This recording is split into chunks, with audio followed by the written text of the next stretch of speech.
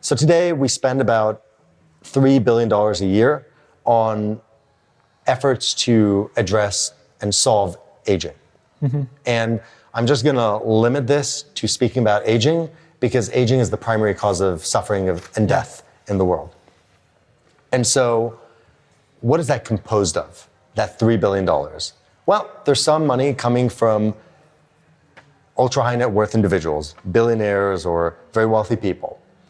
It's not that big of an amount. There's some amount, so maybe it depends on the year. Sometimes it's a few hundred million, sometimes it's $1 billion, like Alto Slabs and Calico had these kind of bumper years where they got a lot, but then sometimes it's like a drought for years and they don't get very much from high net worth individuals.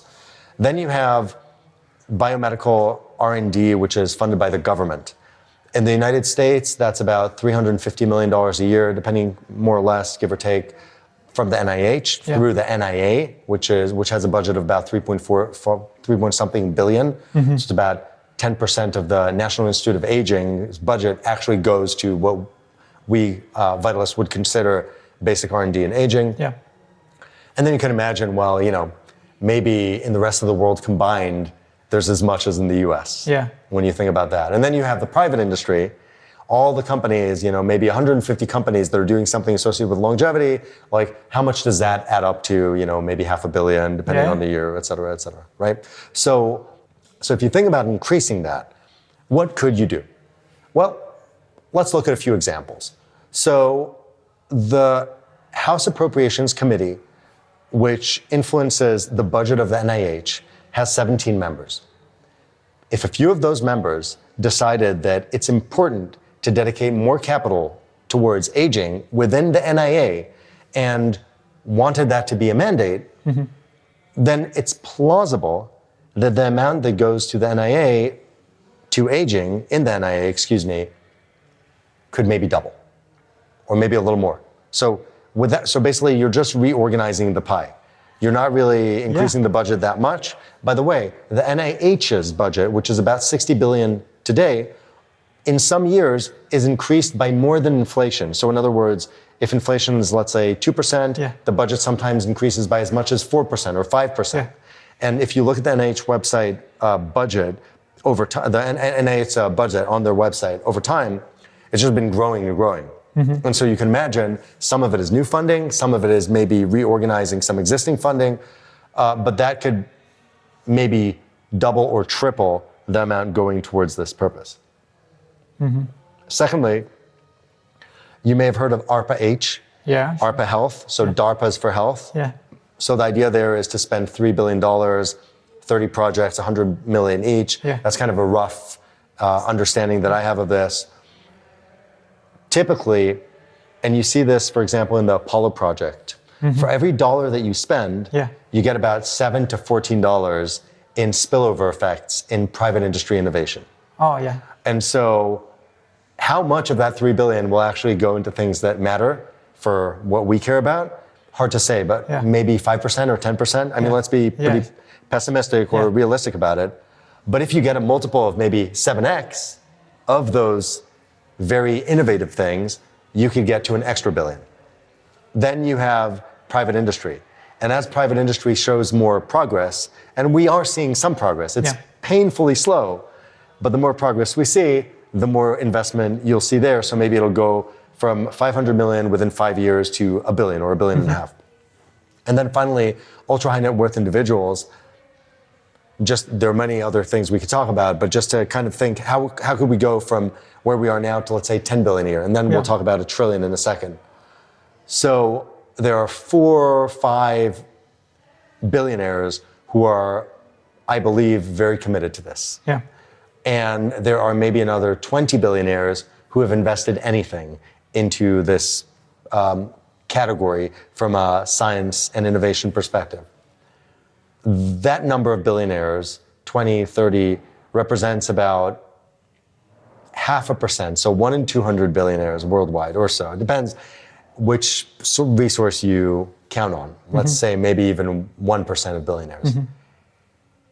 As we see these increasing secular pressures to solve aging, and what do I mean by secular pressures? What I mean is an aging population, an insolvent pension system in many countries in the world, a shrinking population, social media, which is creating huge mental health pressure for people to stay young for as long as possible, a booming anti-aging and Botox and you name it industry, and an asymptote in terms of our return on investment in trying to solve the diseases on their own.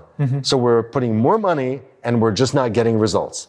All of these things are like this pressure cooker, and they're creating more and more and more and more pressure that's causing people just invariably to start thinking, hey, maybe we should do something differently.